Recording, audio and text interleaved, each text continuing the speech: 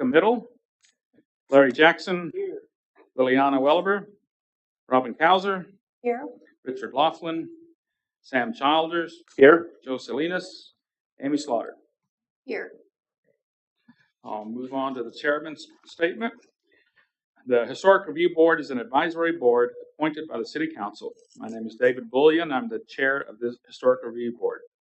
It is the function of this board to consider all applications for certificates of appropriateness for properties in the historic district and for landmarks.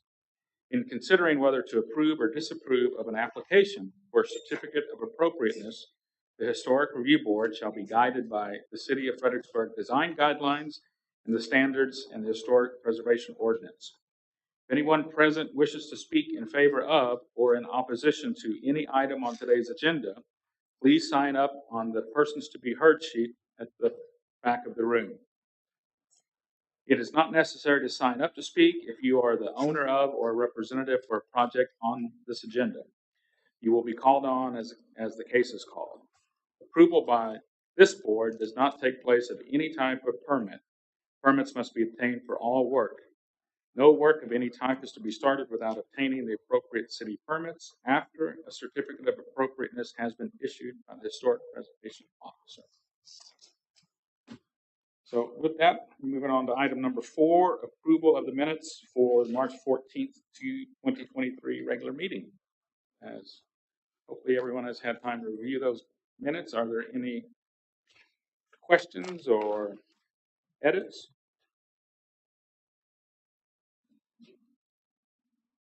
I do have an edit. It says color selected by Amy Slaughter on application 2300-4.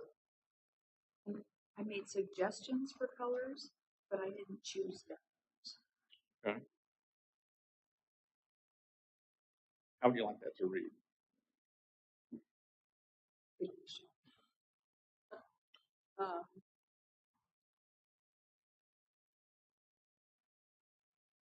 Maybe it doesn't matter. I mean, it's approved. It went through. There you go.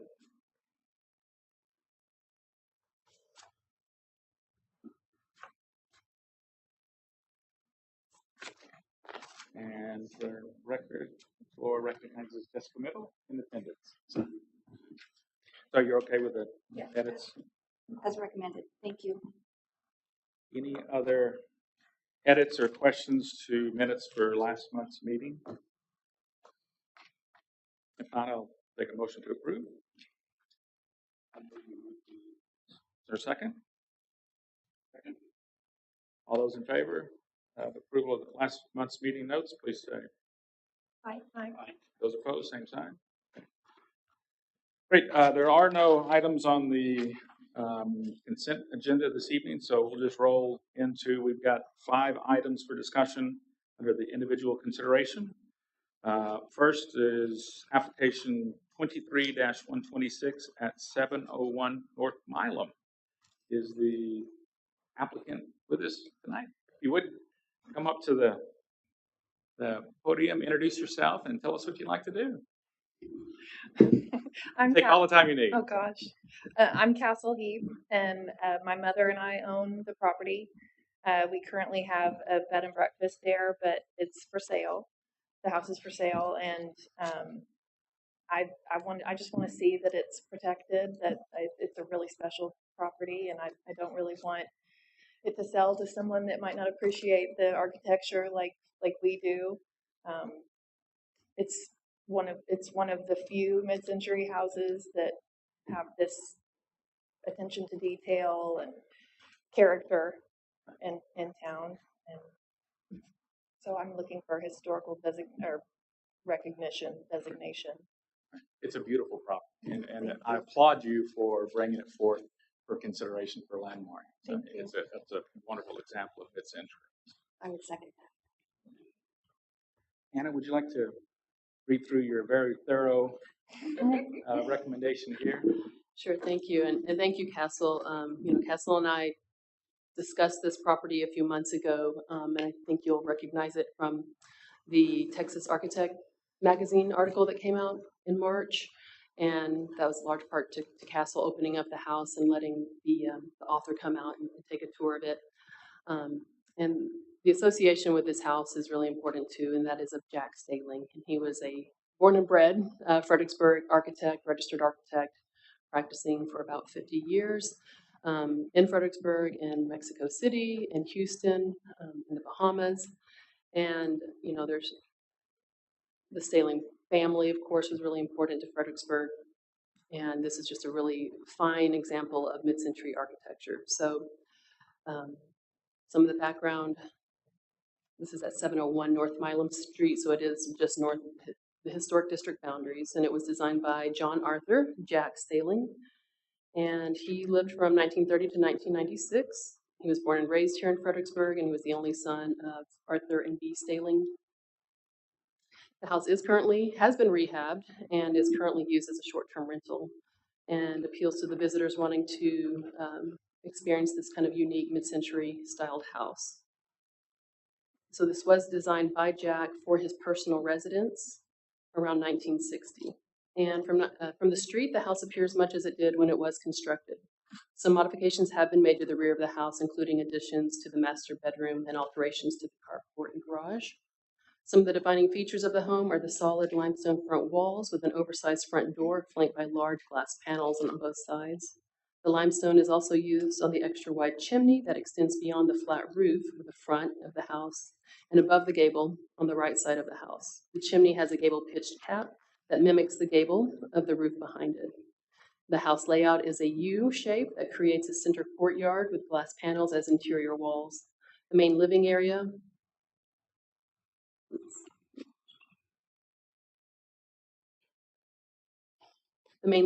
is an open concept with dining and living flowing directly into the kitchen. The kitchen has been modified by removing the common upper cabinets that define the space with a pass-through to the dining area, and it is now a more modern, fully open concept. There are large clerestory windows on the south facade that let light in but allow for privacy from the street side of the house as it is on a corner lot. The ceiling is covered in thin strips of wood that carry out the extended eaves, creating a uniform look inside and out. The exterior limestone is also used for the interior fireplace. True to the time period of the house, it melds the living area to the outside by using natural materials of wood and stone.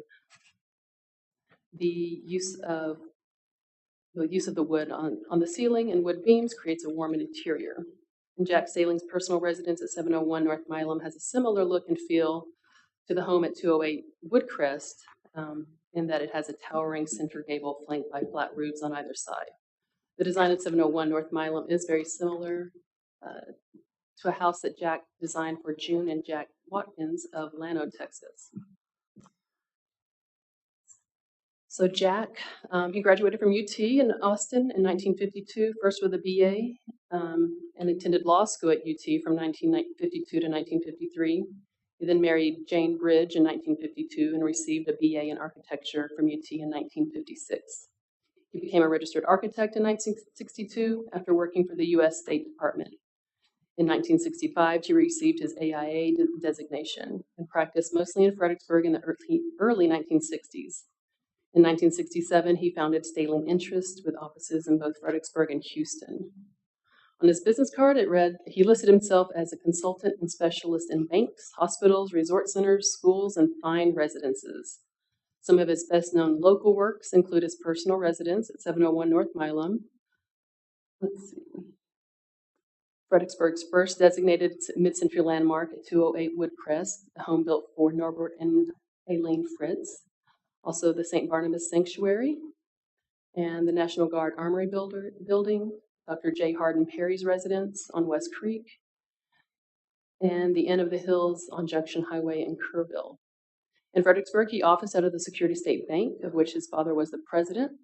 In Houston, Mr. Staling designed homes for prominent families in Memorial area and Buffalo Bayou neighborhoods. Jack also had an office in Mexico City, and he designed the U.S. Embassy in Mexico City, along with several beach resorts. He also designed many high-rise buildings and business parks. And he was part of the group with Geach Cook that unsuccessfully tried to create the Texas Embassy Living Museum as a collection of historic structures in Caldwell County. Mr. Staling was also involved with the Nimitz Foundation and drew plans for a perceived Bavarian inn. A bit more about mid-century architecture, and then I've cited the sections of the Historic Preservation Ordinance, Chapter 23, dealing with ratings and designation. And staff finds that this house at 701 North Milam meets 6 of the 8 criteria used to evaluate historic significance for local designation. Number, let's see, A, character, interest, or value as part of the development, heritage, or culture of the city. And this is a post-war residential development by a local architect, became emblematic for its time period, mid-century. Item C, its embodiment of a distinctive characteristic of an architectural type or specimen. So mid-century modern contemporary residence with numerous distinctive characteristics for the time period and styling, including both the prominent mid-gable roof with extra wide chimney protruding beyond the roof, relationship to other distinctive buildings, and this has a relationship to 208 Woodcrest and other homes and buildings such as St. Barnabas Episcopal Sanctuary, also designed by Mr. Staling. Its unique location of singular physical characteristics representing an established and familiar visual feature of a neighborhood. So the orientation on a corner lot on a major street, Milam, designed around a large live oak tree, and the neighborhood was developed in the mid-century, but this house stands out from the rest of the neighborhood. Item G, identification with a person who significantly contributed to the development or culture of the city, state, or nation, and that would be John Arthur Jack Staling, who was born and raised in Fredericksburg.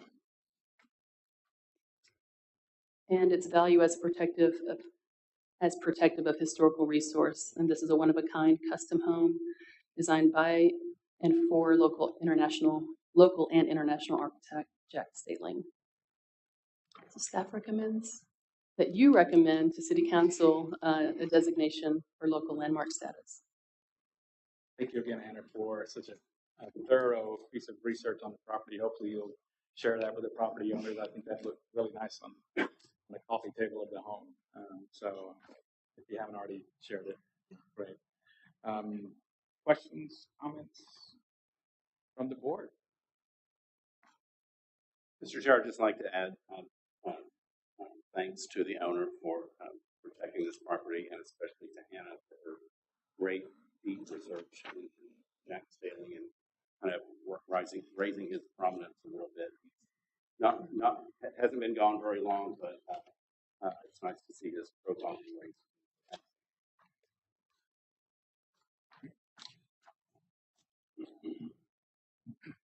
So again, a reminder for the board, so we'll make a break. So we'll vote tonight on whether to make this a landmark property or not.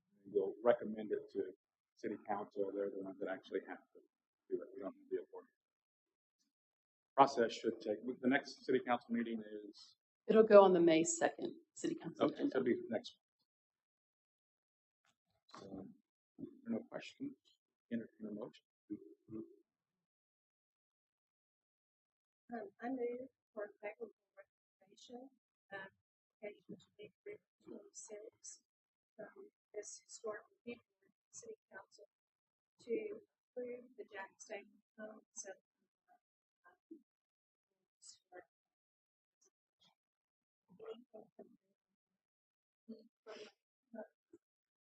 perfect.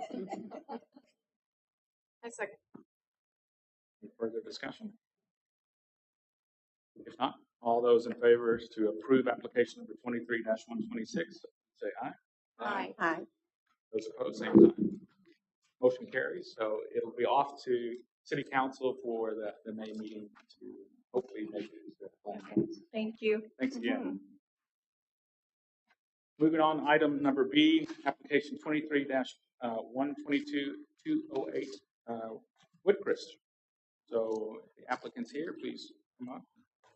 Introduce yourself, tell us what you'd like to do. Sure. My name is Matt Jarris with Sporting Country. I think it's pretty unique. Jack Staling's in this meeting twice. We're super excited about this house. We have the great fortune to bring it back to life. What we're proposing essentially is We will be replacing the existing plate glass with insulated glass. We prefer to paint the fascia board and update that. We want to add a open air structure to the rear part of the residence, and add an open air carport. And we're just trying to keep with mid-century style. The owner's very in tune with keeping that style, and so are we, and we just love to bring it back to life. Anna, you want to walk us through your recommendation? Sure, and thank you, Matt. Yeah. It was a fun design to go through, and obviously great detail and care for the mid-century aesthetic. Let's see, so this scope of work includes updating the mid-century modern residence built in 1963, and this involves replacing all single-pane windows, updating paint colors of the fascia and existing structure. All cement board siding and stone cladding, which was added to the residence at a later date, will be replaced with stucco. New carport, which displays the mid-century modern characteristics, will be added to the east portion of the property and the open-air outdoor living space. So staff commends the owner for taking on the rehab of Fredericksburg's newest landmark. The Fritz House is mostly original with minimal changes. Some original materials are deteriorated and not easily repaired.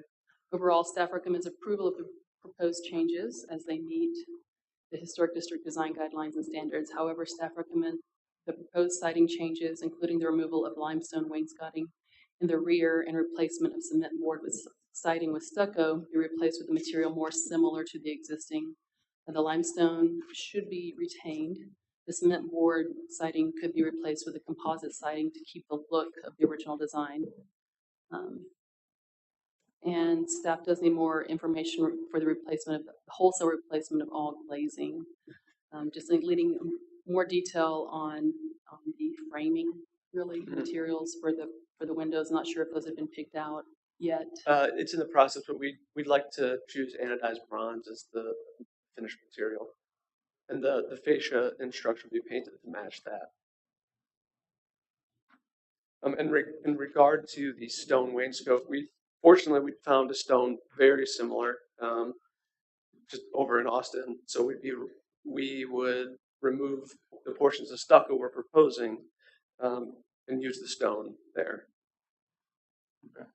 I think it's clear that we're probably going to need more information on the windows. Right. A sample of the windows, some drawing, just make sure they comply. So Mhm. the board, if maybe we can remove that from the application, and then you can bring it back and possibly get just a sign off from Anna. If there's any issues, she'll bring that portion of your application back.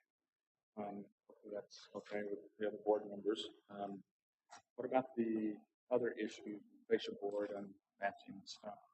I think he's going to bring a sample box. So.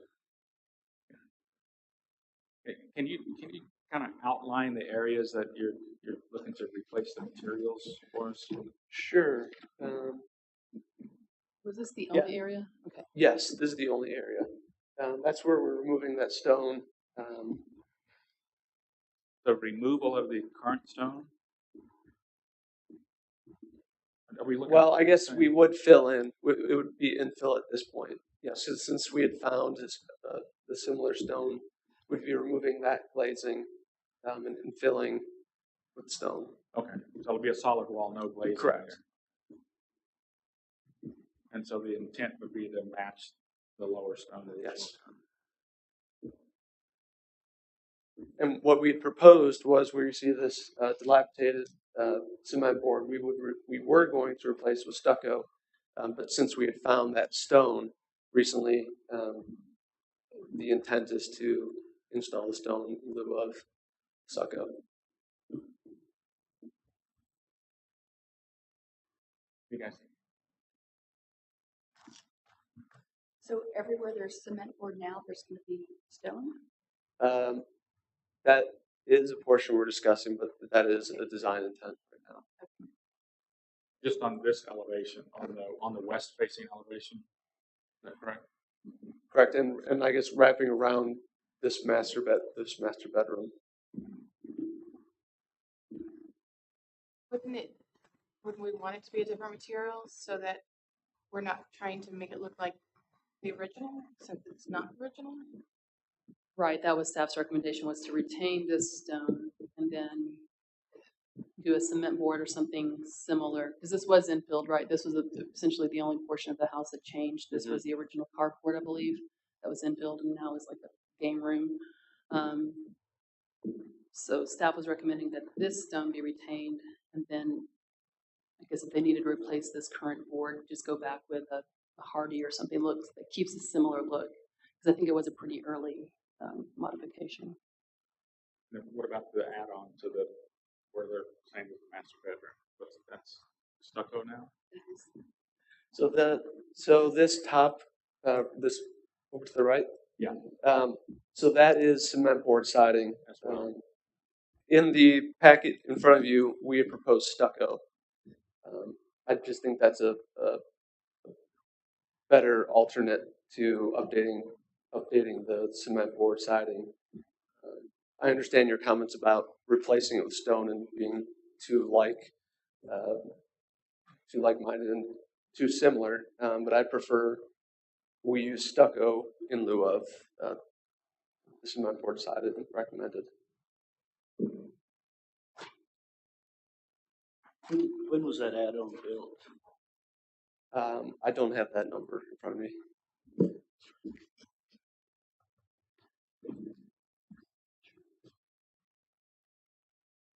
I mean, you do know that matching stone is extremely difficult. Yeah. I mean, even it comes from the same, Right. line. It's Right. very difficult. Right.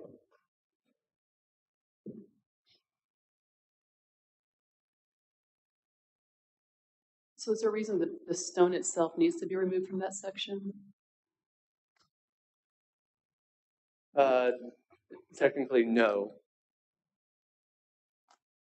If we're going to be adding stone above it, we could keep it. And so the proposed application is to remove the glazing on that elevation, Right.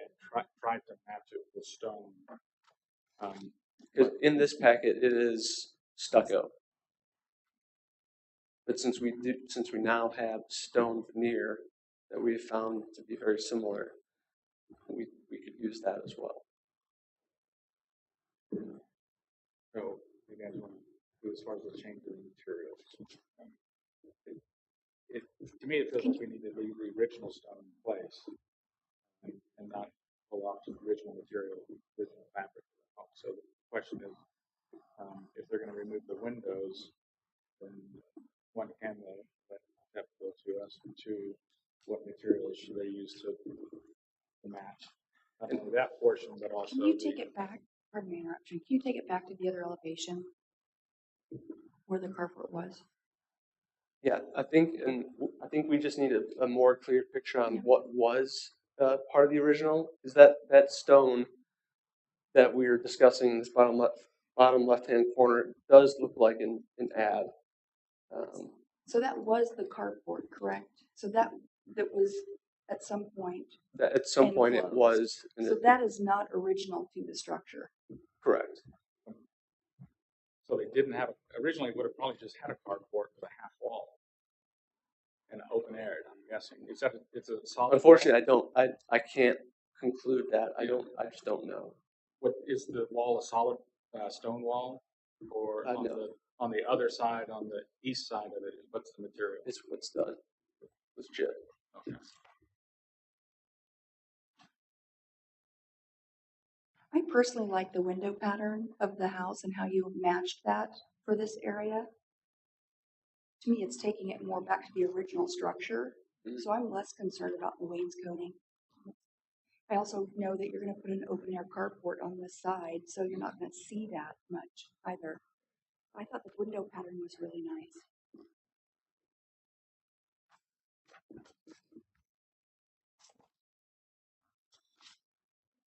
Other comments or direction?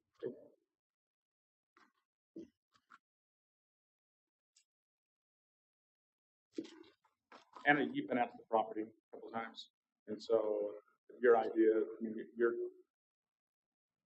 recommendation or view that what's original, what's not original.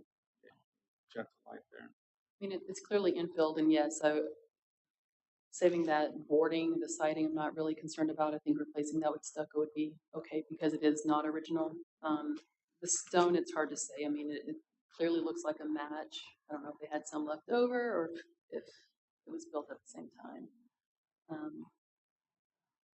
But I agree with Amy on the proposed fenestration. And this is the rear. It's not readily visible from the street. So replacing the cement board with stucco is reasonable, and not only here but over to the north as well, where the bedroom is, and having similar materials going all the way wrapping around. Matt, we're talking about this area, yes? The top, yes. Yeah, because it's just the back. It's the opposite side of that. Yeah. Because it still will be distinguished as different as an addition.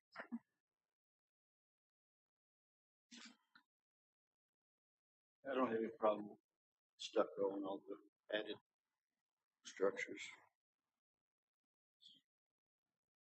To can we try this again? To Jessica's point, I think I would rather see the stucco because it is different material rather than trying to match the stone. Right.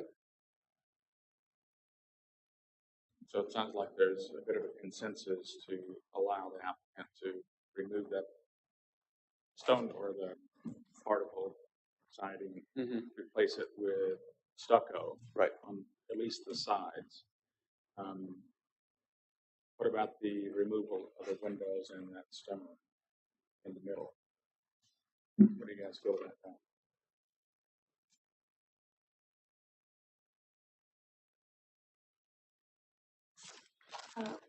You should let it. They're just talking about replacing the glazing, right? No. Where was that? The removing of on the back elevation that we're focused on, you're going to remove the glazing and make a solid wall. Yes, and you can see on the elevation there, we continue the pattern of windows.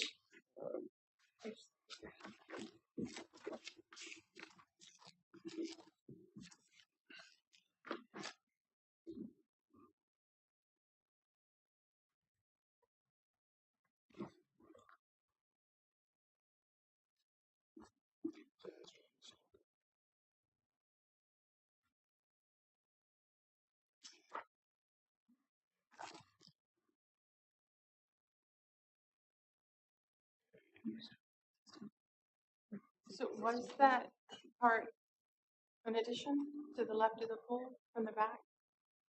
Do you know? Yes, it's the other side of this.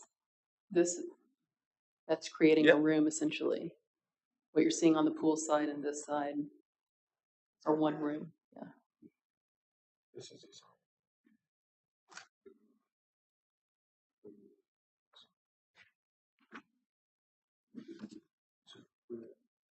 If it was an original portion of the house, I think it's I think it looks really great.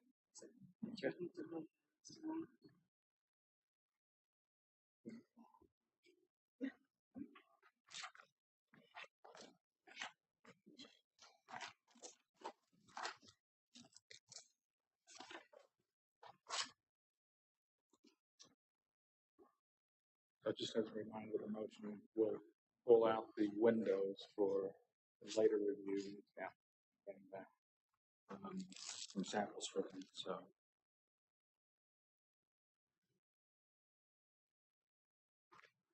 I also think, since you found the rock, I think your biggest problem is going to find someone to lay it. That's a true art. Kind of old and forgotten. Yeah. Speaking from experience.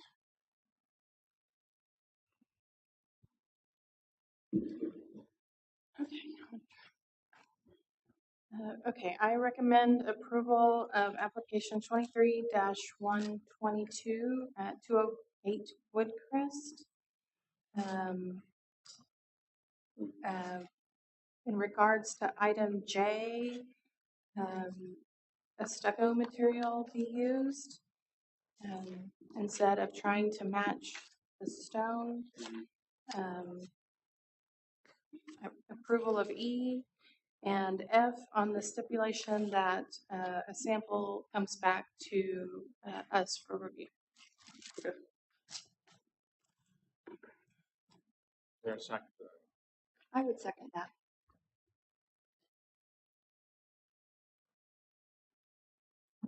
Any discussion or clarification of that? So just read that back up if you would.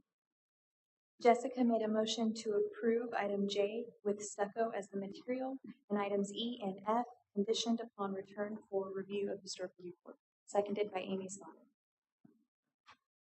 Additional discussion? If not, all those in favor, please say aye.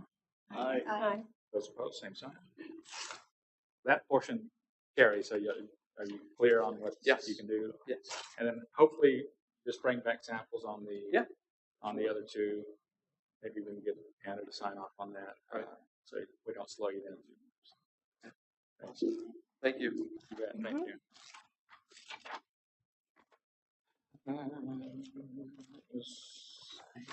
Moving on to item number C, 22-123, 217 West Center Street.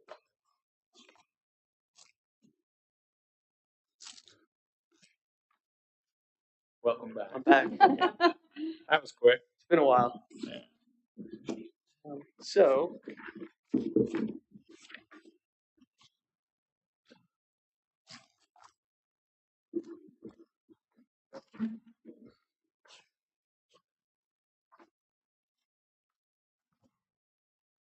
what we are proposing is the addition at the front of the property, both on the left and right side of the residence.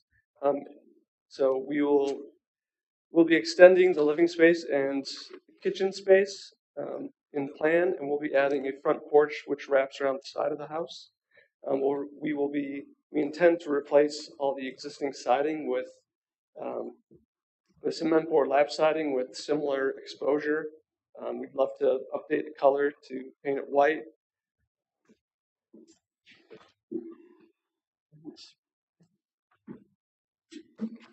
Essentially, it's pretty straightforward.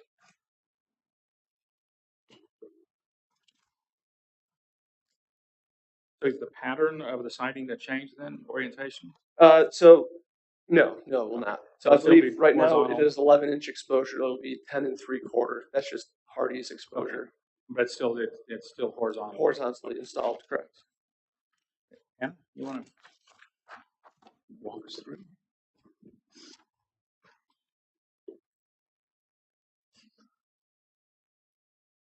All right, the applicants are requesting a CFA for renovation and addition to the existing residence. The addition and renovation work is to be complementary in form and material to the existing minimal traditional style of the home. Staff recommendation, the minimal traditional house has a medium rating. Overall, staff finds the proposals to be in keeping with the design guidelines and standards, except for the number of materials being used. Staff recommends 2, but no more than 3 materials be used. The addition of the proposed front wrapping porch would change the character of the simple stoop entry, as is a common feature for the style of house. As such a porch would be more appropriate on the rear. Okay. What do you guys want to do?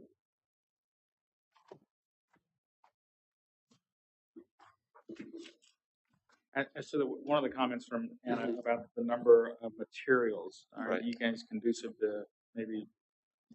Well, currently Reduce there's maybe, there's 5. 5 different materials existing. So we wanted to bring that back to be primarily siding, stucco, and stone, which would accent and complement the new garage apartment being installed, or new garage and office being installed in the back. So you would be down to 3 then? Correct. So I think you're removing the wood shingles on the front entry then? Yes, we'd like to remove that, and there's corrugated siding right behind the garage. If you look at the existing plan, that whole, the north side of that property is, Corrugated tin. Yeah. So removal of that yes. as well. Have a little bit more flow. Mhm.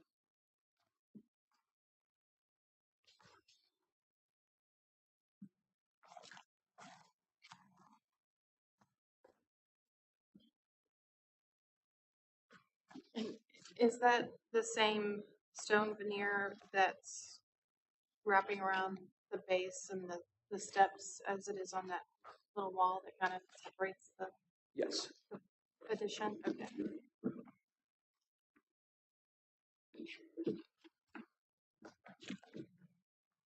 So that's the difference in materials. What does the board think about the addition as proposed for the front porch, changing the front elevation? What are your thoughts there?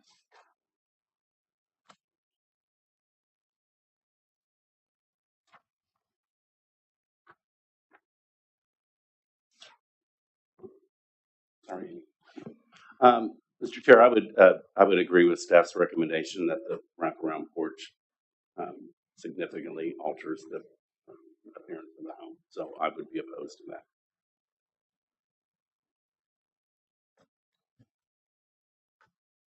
Any others? I agree. I agree. So the magnitude of the total addition, is there a smaller magnitude that would be more appropriate? Or none whatsoever? I think what's on it is appropriate, what's already there. I mean, I don't see how you could lengthen it or make it come out without causing Significant change to the elevation.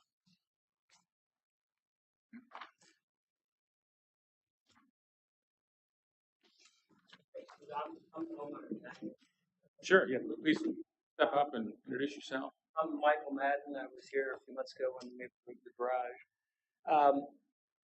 I strongly prefer having an actual porch instead of a cement stoop. And as I walk down the neighborhood on a regular basis, almost every house has some sort of porch. And so it's in keeping with all the other houses in the neighborhood. I've seen if you walk down Austin or drive down Austin, there's a lot of houses that have been built in the last few years where not only have they been pushed out, there's a really fancy porch out front.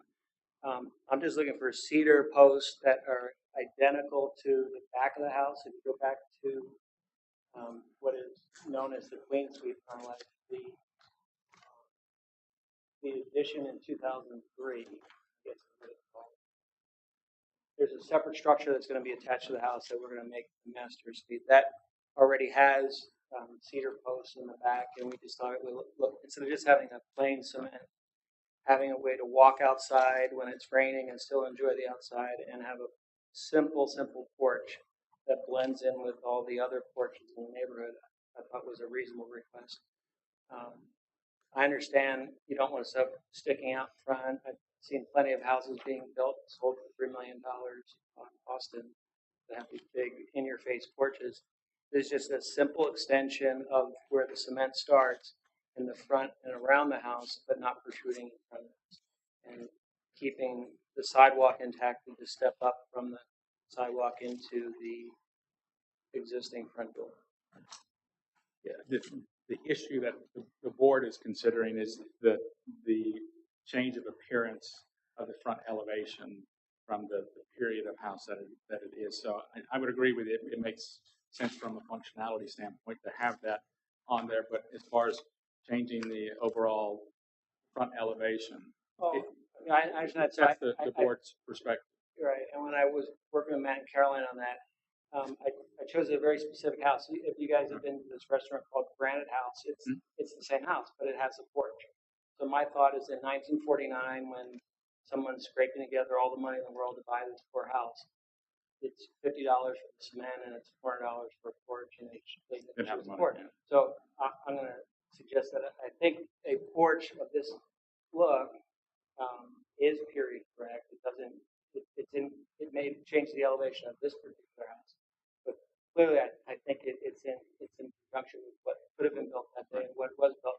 And I keep always looking at the Granite House. That's just a really nice pleasing structure. You walk in, but you can walk around the side. Right. I know they have tables and stuff there now, but that's a porch. That's someone's house, and that was a porch from 1949. And we're not looking at doing anything dramatic with it. It's cedar. I agree with you. It doesn't appear to be much, but it does change the front elevation. Is it possible maybe to achieve the functionality, maybe an offset that doesn't connect, that gives you some covering for, like a off to the side, more of a pergola type concrete to get your functionality that you're looking for without modifying the actual structure itself. So I guess, and I'm not an architect, there's cement steps that were inexpensive at the time that they could have had a porch. And I'd rather I think the house would look nicer and be correct at the time with a simple porch out front. And the idea of having it wrapped around the side, it actually connects then to the old porch. There is an old porch in the back that it's now fully sweated in, and it's a dining room. But it's a nice feature.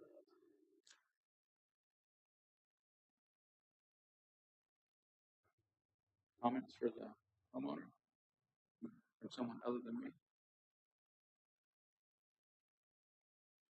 I have a question. Is the granite house the same?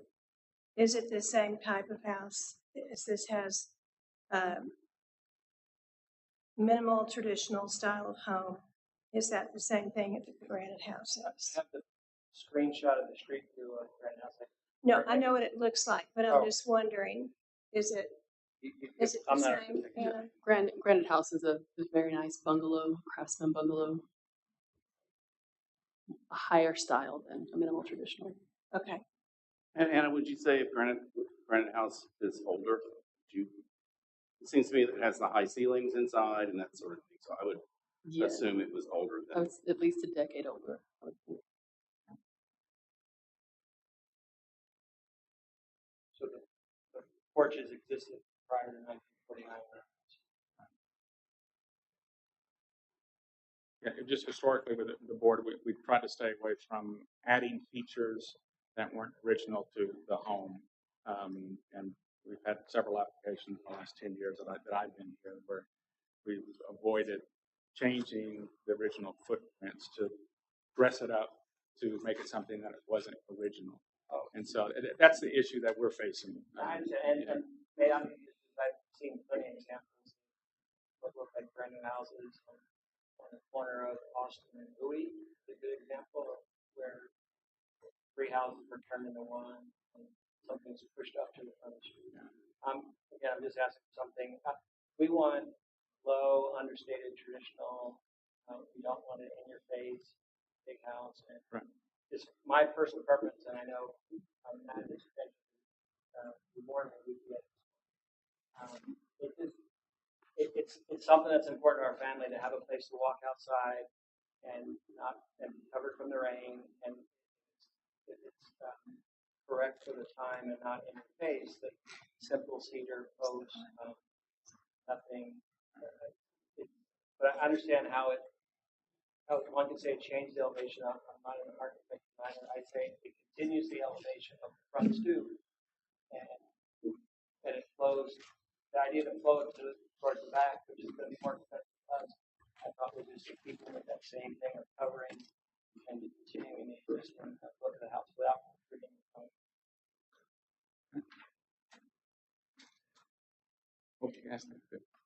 Well, I just wanted to say that if we are using our design guidelines and standards as our guidelines and standards, if this is a medium priority house, porches, it says,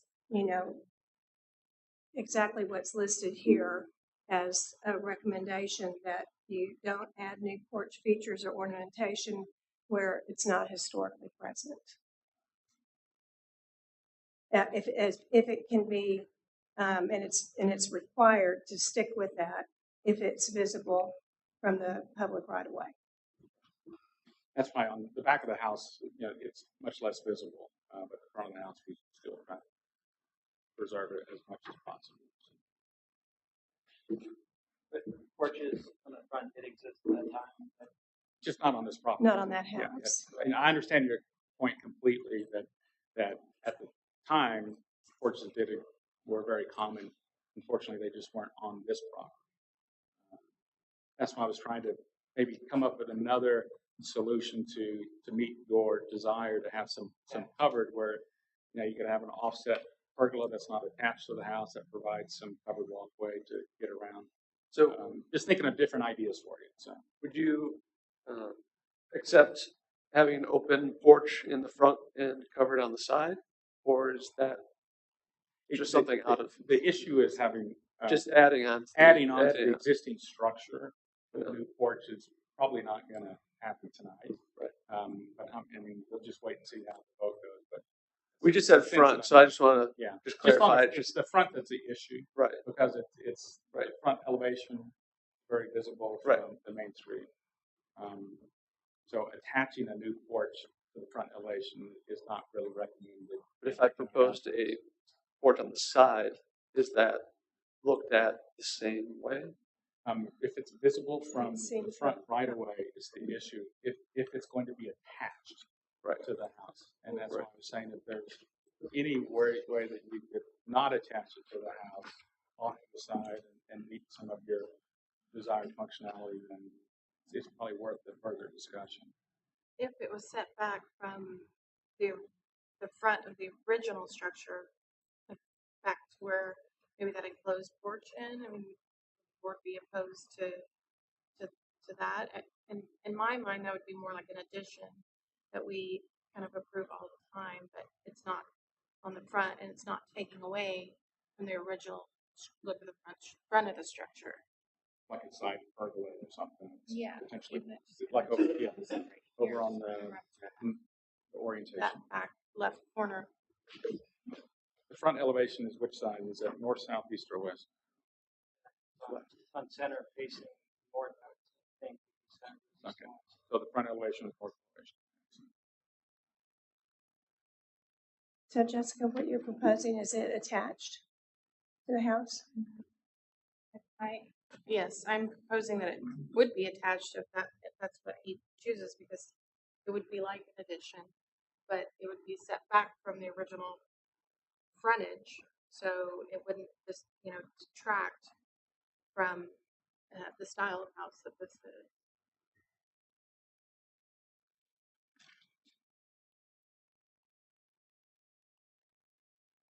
So something like that, we probably need to see the design of. Yeah, I don't before you- I think That wouldn't be something we would do tonight, but it was something direction that you guys could take away to maybe sharpen your pencil.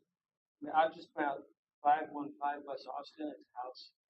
I drive by all the time, it's out for sale. When was it built? Is it the same time frame? Is this one the same rating? Is this one or different? Oh, I'm just saying. And is it the it same clearly- style? Clearly was approved construction sometime recently. And I but they put a newer house closer to the road. And there's a big grand walk-up porch there.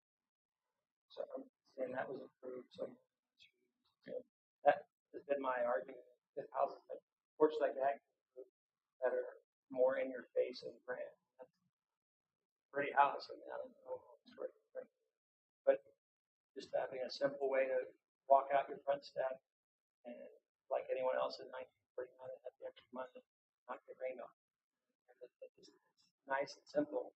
I know I'm repeating myself, but it just seems like if there's find plenty of examples of newer construction and newer additions where there's porches, and I can see just on our street there's plenty of houses that are nice porches that are it blends in the area at what I think is the very end of the whole historic district, right where the last Instruction you guys want to take?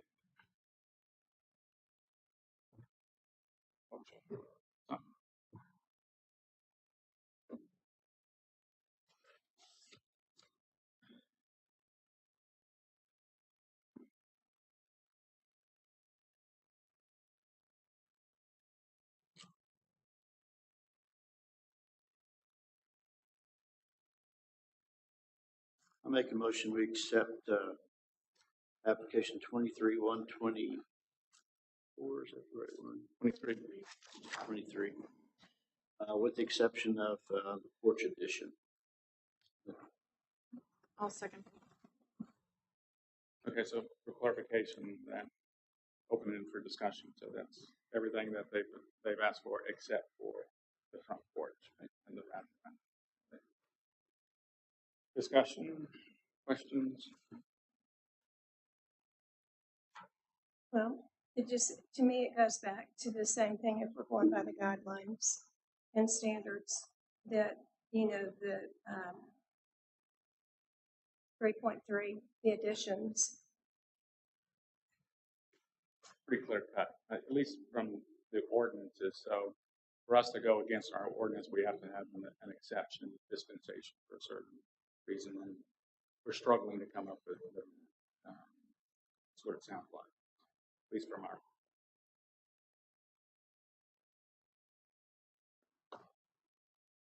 Any further discussion?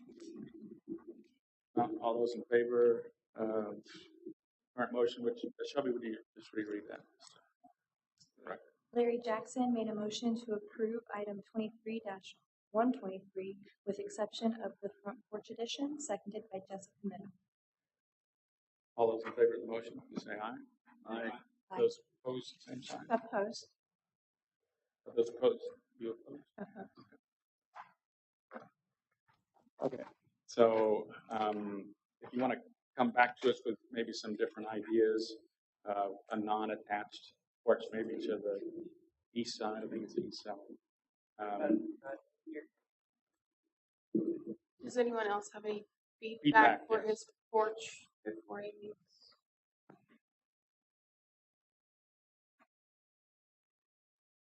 Do's or don'ts? I'm sure the applicant will appreciate ahead of time knowing.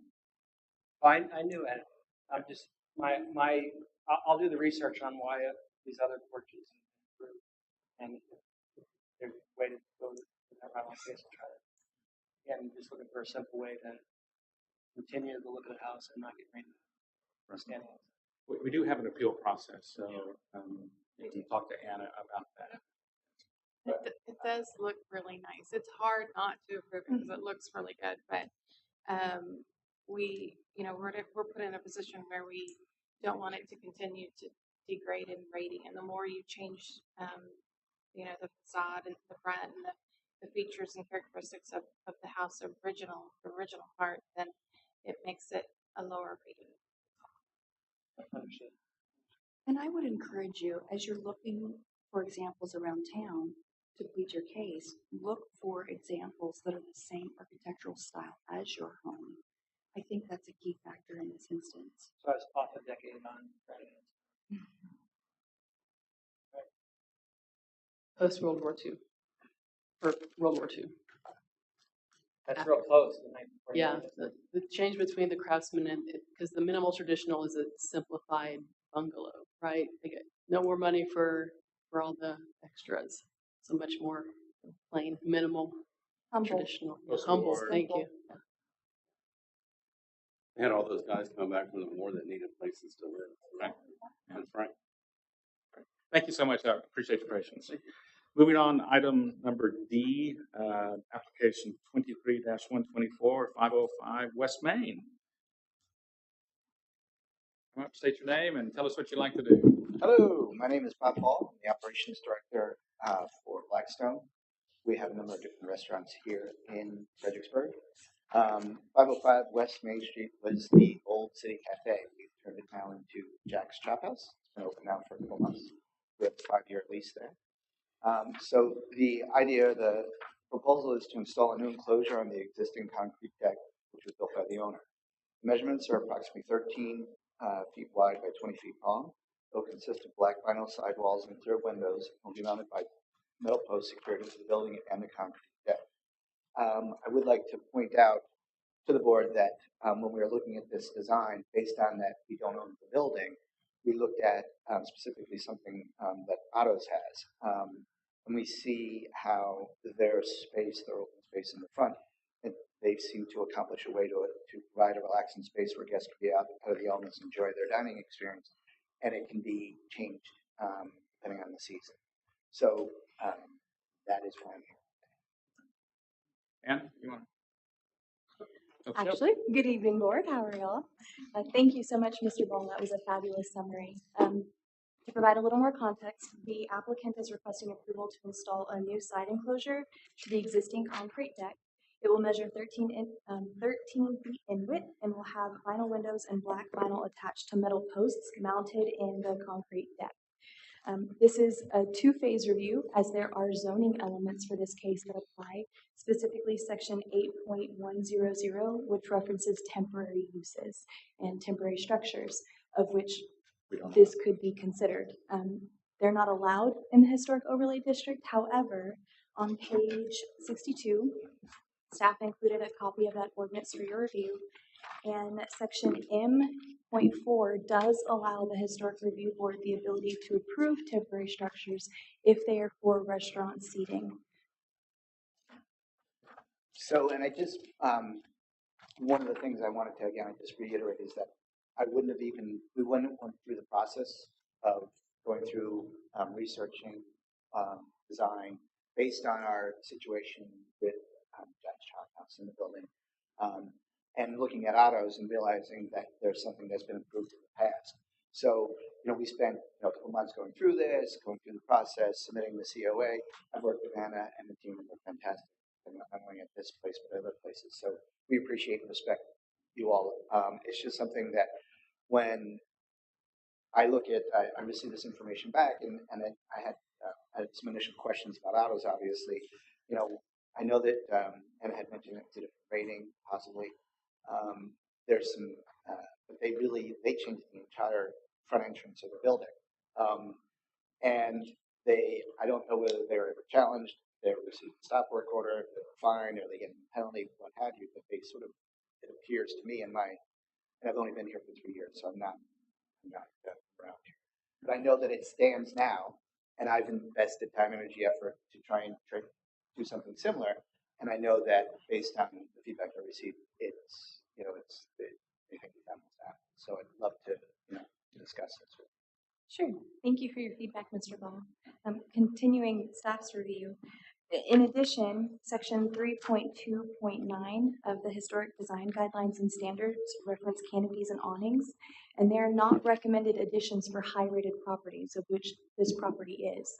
So with that information in mind and knowing that temporary uses and temporary structures aren't allowed in the Historic Overlay District, staff finds that this request is not in keeping with either of those requirements, and we recommend denial. If it is the applicant's desire to provide cover for his guests visiting the restaurant, staff encourages him to seek a permanent, appropriate addition to the building that is acceptable per 3.3, additions to the historic properties of the Historic District Design Guidelines and Standards. Thank you. Thank you, Shelley. Nice job on the first application. I guess my thoughts, it's very visible, obviously, from the main elevation and from the east facing. And so I personally, just one person on the board, have an issue with a temporary structure on such a high-rated property. I would agree with staff that something more permanent. And you mentioned the autos, and I drove by and looked at autos because I thought that was the only example in town. And when I was looking at that, that's more of a permanent structure that can be changed for indoor or outdoor. The slats come up, but it appears to be a very permanent structure. This, even on the application, you said it was a temporary shade structure. So it'd be kind of hard for me to prove it as you applied for it. So autos, as you saw, because I took a picture of it as well. She made a shade or something in it. We have in Martinis, we have shades because we're opposite our market plots, and the sun is very difficult for people to eat in there. So the shades go up and down. It seems like that's the type of shading material. So I was looking at this and saying, okay, whether it's vinyl or is it because it's a structure? Is it a hard structure thing? Because if autos can go up and down and be taken out, but that's temporary, right? Well, no, it's a permanent structure, right? And it's at least on autos, from my perspective, autos has a permanent shade structure, but it has windows or openings that can be enclosed for inclement weather. So it is still a permanent structure. So if this was built, just to be clear, if this area was built, I can't see this, so if you can just maybe work my way through. yeah. So if the black area here that we're talking about, if that was permanent and the windowed areas there were shades or what have you, that would be something? Because we're literally, I'm looking for. I mean, all vinyl for one may not be in keeping with the other materials for the current property. Maybe the vinyl may not fit the ambiance of your fine establishment, if you know what I mean. So there might be some other ways for a solution to have some permanent shade structure with some abilities to enclose or not enclose. But I'd like to hear from the esteemed partner. Well, I was just curious about the concrete patio and when it went up, because I don't remember it. You'd have to, and Ann and I talked about this briefly, that was done by the owner at some point in time. We've only been in the building for 3 months. Okay. And the reason I ask is because we recently had an applicant that wanted to do their patio with, in line with the front of their building, and we made, we required that they had to set it back from the frontage, and so anything on this patio is going to be right. Looks like it's going to be right in line with that, the front of that structure, which we definitely would not allow. I don't think. Okay, so the just to be clear, I think Anna can speak to this a little bit more because she sent me photos. There was a structure there before. There was a deck there before in that footprint as well, right? So I'm not speaking on behalf of the owner to put the concrete in, but something in place there. When did the concrete?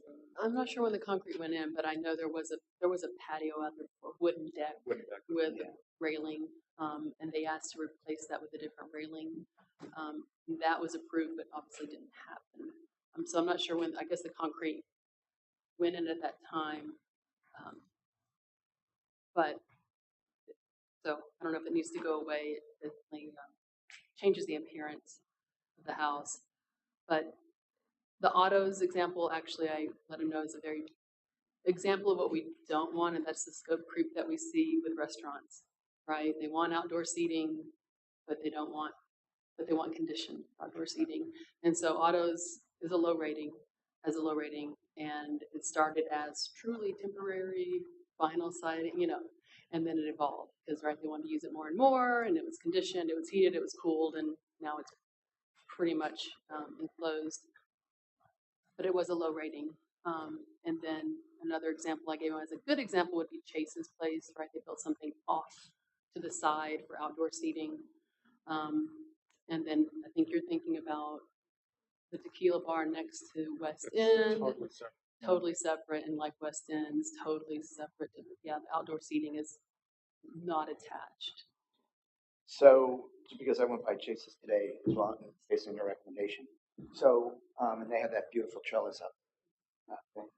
So we couldn't put something like that on this concrete space here. I think that would go back to Jessica's. So again, I'm just looking for solutions. Yeah. Understanding the rules and regulations. We're trying to provide an atmosphere, as is to create an open outdoor space that conforms with the building.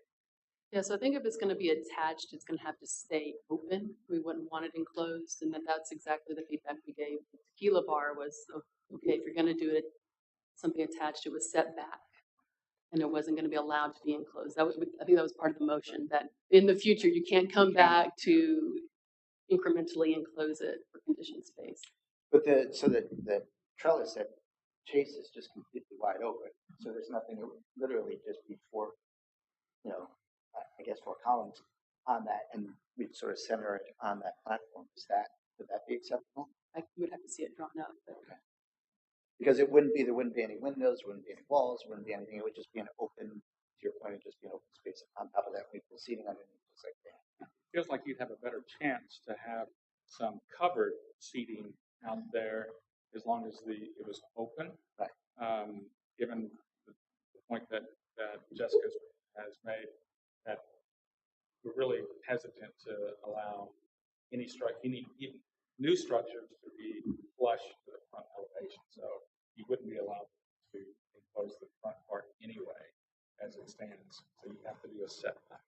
Can I show you something quick? Because I wanted to just make sure from a railing perspective. At the front end of that, so the part that's facing the parking lot, apparently they never put the railing back on. It was sort of an open railing. Could we close that off, 2 foot high or something to prevent, obviously, from people coming in? And that'd create a barrier there? I was gonna say, didn't the tequila bar, they did like a little half wall with, it was like a planter wall. It actually Right. looked really pretty.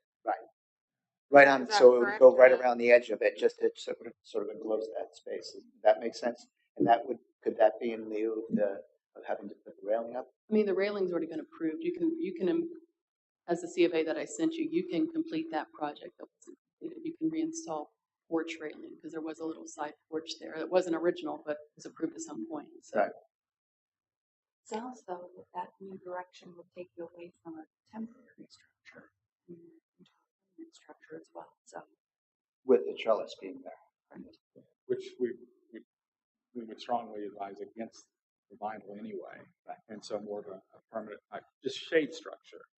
And of course, that's east facing, so it's shade not much of an issue when the sun's going down on the other side. Right. Well, and it's also the temperature, obviously. I know places like Sage has outdoor dining as well, and they have fans above it. So we would be able to, the trellis, just to be clear, the trellis has adjacent places, and at Sage does have electric, they have lighting, they have fans, I'm sure they have coolers, whatever. So we would be able to electrify that trellis, right? Be able to, whether it's Within reason. hot or cold. Within reason, Right. you just have to show us the plans, though. We Yeah, can give you a no, blanket. it's good. It's Yeah. good to know. So it just seems like, because I want to make sure, based on the recommendation, we have some sort of solution. And it would have to be a setback from the front of the building. Front And face. what is there a designated setback, space, or, 3 feet, 5 feet? Yeah, can you help me understand that? 'Cause I'm not sure. So it can't be the front of the trellis, we've flush with the front of the building. So we don't want the front of the building to stand out and, be a star. So your trellis would have to just set back just from the front, just a little bit. Understand. And there's that. Because we also want, when people are driving from that side of Maine to the west side, we also want them to be able to see the front of that building, and we don't want anything to block it.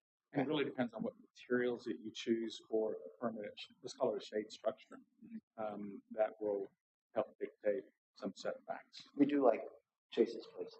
Trellis. I'm not familiar with this. It's beautiful. It's beautiful. It's everything. If he created the same trellises there once, he'd have to go back. I know the rules, but if he's just recreating or rebuilding something that was already there. We'd have to have evidence of, we'd have to have evidence of what was there. There wasn't. There was just. It was just a railing and Yeah, but when it was the City Cafe, maybe before it was just a railing, and they had some patio furniture out there with some umbrellas. Okay, I get it. Okay, so about a motion to approve or deny the current application.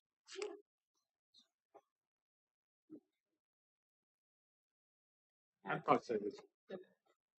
Approve or deny, and then applicant come back with something different. If we table it, then the clock starts ticking. I'd rather have it denied and start all over again. If you don't mind, I appreciate that. Who wants to make a motion? Mr. Chair, I'll make a motion in the matter of item number 23124, the property at 505 West Main. I make a motion that we deny the applicant's request and encourage him to come back at a later date with another design. A second then. Any further discussion? All those in favor to deny application 23-124, say aye. Aye. Those opposed, same sign. Thank you for your patience, and Thank look forward to seeing. And I like your restaurant too. I was there last week. Thank you. Thank you. Appreciate it. I haven't been there yet. Oh, yeah, we appreciate it. Thank you so much for the opportunity. thank you. Good. Last item on the agenda, 311 East Travis demo by neglect status update. Before we get to the neighbor, Anna, you want to Sure. see what you've come up with? Not too much to update. The first notice of demolition of neglect was sent in July of 2020. C of A was issued in June of 2021 for rehab. The approved scope of work was not completed and the structure continues to sit vacant. Since that time, no significant improvements have been made. The issue was discussed at the HRB meeting on September 13th, 2022, and at that meeting, the owner asked for more time. Since then, no plan has been presented and no improvements have been made. So staff's recommending that we proceed with the prevention of demolition by neglect process, second step. The board shall again determine that the resource is being demolished or deteriorated by neglect. And it may direct the HPO to file a complaint for a violation of the zoning ordinance against the owner for repairs that are not completed within 90 days of the second determination. Mr. Riviera, would you like to come up? Good evening, everyone. Chair Bullion, members of board, and city staff. My name is Carlo Rivera, and I am the neighbor of 311 East Travis. My family and I reside at 313 East Travis. We bought the property in 2018, so we've been there nearly 5 years. And I wanted to share our experiences here today as what it means to be a neighbor of this property. And it's very difficult being next to a property that is in a complete state of disrepair, abandoned, and vacancy. Over the years, we've had security issues. These have been noted with law enforcement. Most recently, just a few weeks back, where there's trespassers, there's loiterers. The property in its current state is a magnet for nefarious curiosity. And we do not appreciate, and we feel threatened by the fact that there's folks that are taking inventory of our property. There was an instance recently where a fellow was metal detecting, claiming that he was searching for pennies. And when I confronted him across the fence that we erected years back because of our desire for privacy and protection. He mentioned that he didn't have any permission, that, why were we giving him such a hard time? And he got pretty aggressive and he had a knife. And so this was documented with law enforcement, and it was a very tense exchange. And so what I'd like to appeal to the board here is the current owner, Ms. Jenkins, was deeded owner of record as of November 15th, 2018. That is 1,608 days from today's date. I don't understand how, when we look at the historical preservation ordinance that was drafted in 2017, how the timeline has been shifted, how this property is still in status quo, right? Because there's a timeline, there's a period where the owner must remedy, there's a period where the owner can appeal, there's a period where the historical preservation officer can stay an order for demolition. If I add all those time frames up, I can't get to the present date, regardless of COVID, of the owner indicating a plan that wasn't carried through. I just can't see how the clock has been restarted so many times, and the property remains in status quo. So I take personal property rights very seriously.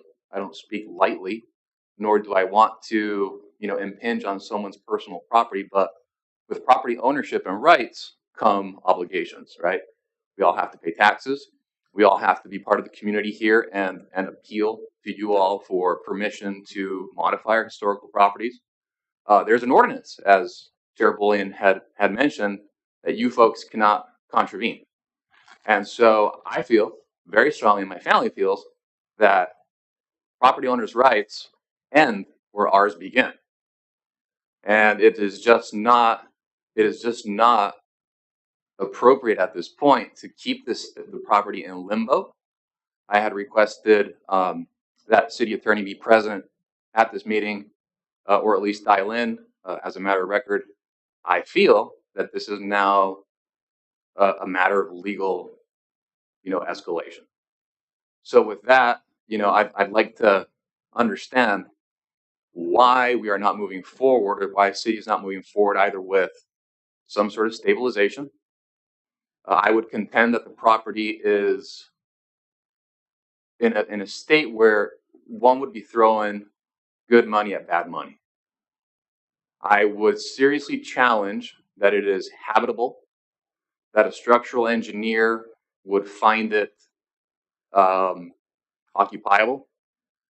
And I'd like to know if anyone from the board, staff, has actually physically set foot in that property. Because I understand that there is a historical significance. Our farmhouse was from 1885. We take great pride in being a part of the historical district. And we love our city, right? But the idyllic view of preserving a property cannot impinge on an active resident who pays taxes, who's raising their family. And I'd like to appeal to the board, how are you all going to feel if there is someone cooking up at that property where a fire may be started, where someone could be doing illicit activities, where someone, and this has happened in the past, trespassers typically gain access through the property, through the creek, and then escape through the creek. So there is a very quick way to avoid law enforcement. And by the time you call someone out there, they've already gone. And so the property isn't secured, it isn't fenced, it is vacant, and we consider it a problem. And we just would like to understand why we are here today. Thank you. Thank you for your participation. Sorry for your troubles that this property has caused. Having issues in my neighborhood, I know it's quite difficult sometimes. People don't follow the rules. So please take the board's apology for the situation that you're in right now. It's a difficult issue that we face. I've been out to this property several times. We've met with the property owner on numerous occasions, provided lists. Some of the stuff has been done. And just for your knowledge, our purview as a board is to preserve the property. And so what that would entail would be just protection of further demolition by neglect, which necessarily doesn't mean that it has to be habitable.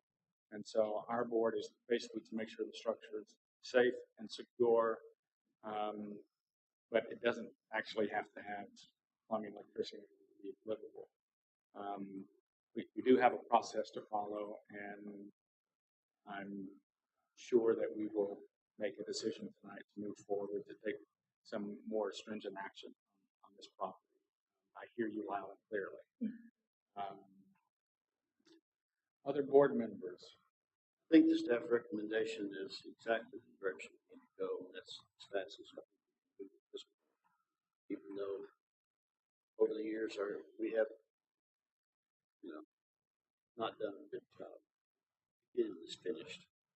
But I think the staff recommendation is right on. So just remind us again on the time frame. We've sent multiple letters of demolition by neglect, and so we've met all the time on the previous letters. Have we not? I mean, it would be nice to have the city attorney here. You guys spoke to him ahead of time. I did speak to the city attorney. So at this point, we'd be sending the second letter, her termination of neglect, and then after that, they've got 90 days. If within that 90 days they don't remedy it, then I can file. If you look under B2, basically, then the city would step in. We would secure the property and then put a lien on it for the proceeds. Is that right? That is a possibility. I think we'd go with the zoning violation ordinance first, file it in municipal court, get the attention financially, do a fine, and if that doesn't work, then the city stabilization is an option. I would move to be more swift than not, and given the current condition, plus the multiple letters that we've sent previously. And if it gets to that point where the city has to do the repairs and they put a lien on the property, let's say she keeps the house forever, is there a timeline where she has to pay it back, or how does that work? It's a lien that goes against the property. So say the city spends $10,000 to safe and secure, basically board up all the windows and to keep people out, and potentially tear down some of the structures that are safety issues. So say the city would spend $10,000 or $15,000. That's a lien that goes on the title, Right. and so If she never sells it. it only comes back, but it's penalties and the city would never get repaid until the property changes, but at least the issue would be taken care of. So would they be able to have city utilities or any city They couldn't get a services certificate if of they had a appropriateness. lien? Or no? I mean, they're not gonna be able to occupy the structure without repairing it essentially. Okay, Yeah, so they're not you're- gonna you'll- pass any type of The city would just do the inspection. minimal. May I inquire if, I have a question? Yeah, Can stabilization please be defined on what that would entail? Would it entail fencing? Would it entail just boarding up? I'd like to understand what stabilization would entail. I doubt if stabilization would include fencing. No, fencing's not a requirement. It has been boarded up, right? The windows have been enclosed from the interior. most of them. I think Yeah, there's they're still one pretty that's- punched out. Yeah, I saw one when I drove by a couple days ago. To be done a bit more securely, plus around the foundation as well. There's like a lot of potential rot in the footings. So basically, stabilization would be securing the building so no one can enter, no persons and or elements. Keep water off the structure. So with that, pretty well block off all entry to the property. Mowing, keeping things not That's- high. That's a different ordinance, Okay. but which the city's pretty good about keeping track. Usually they are. Properties are not kept up, overgrowth. I would also have, and if you would take a look at those outbuildings and see if maybe they're beyond repair, and we can just add that to the list of demolishing, which would help some of the issues with people congregating. Fencing would probably not be part of the issue that we could address, unfortunately. More structure.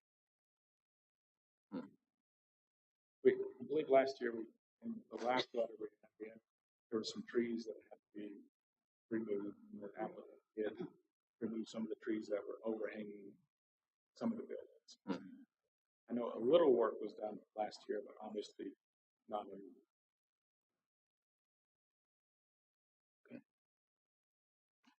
Well, thank you. Clarification. Thank you. Pleasure. So we probably need a motion to get moving to the next phase of this.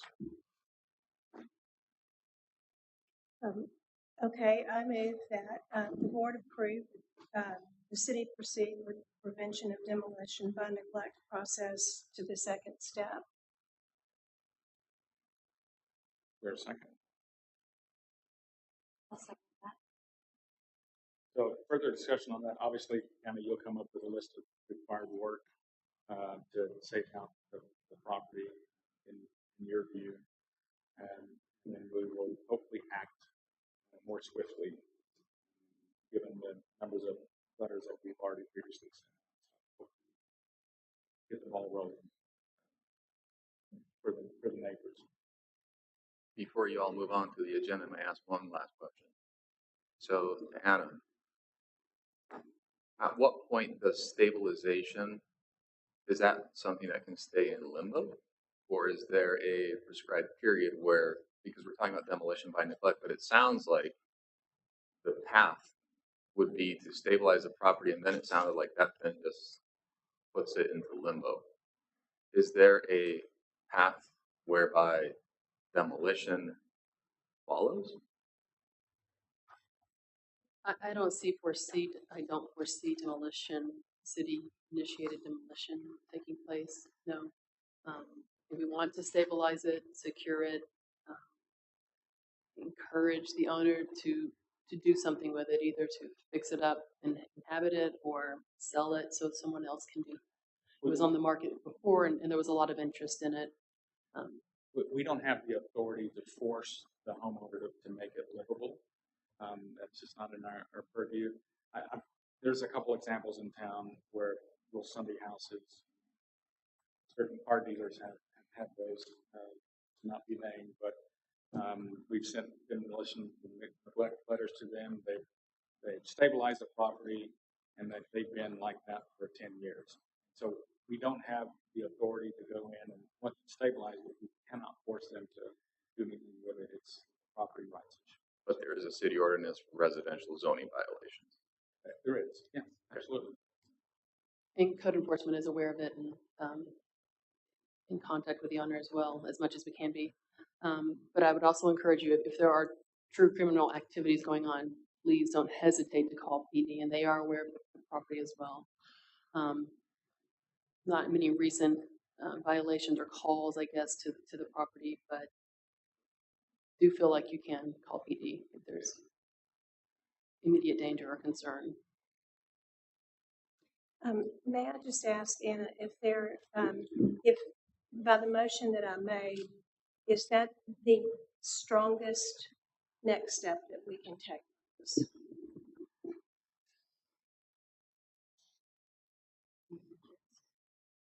Based on the yes, I mean it's subsequent determination, step 2. Maybe Anna, you could research that with the new city attorney, see if there's a swifter action we can take other than what we're taking tonight, get him to get back to us next meeting.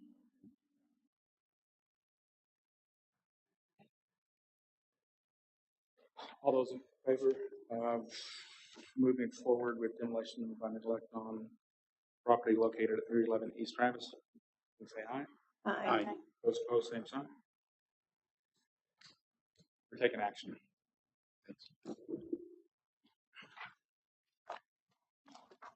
Anna, do you have anything for director's report or further items for discussion? No, I don't.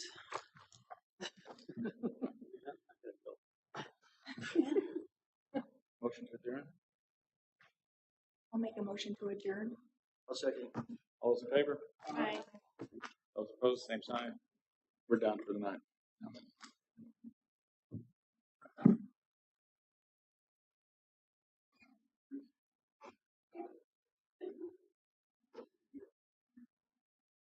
Good night, everyone. Thank you for your time. Good night.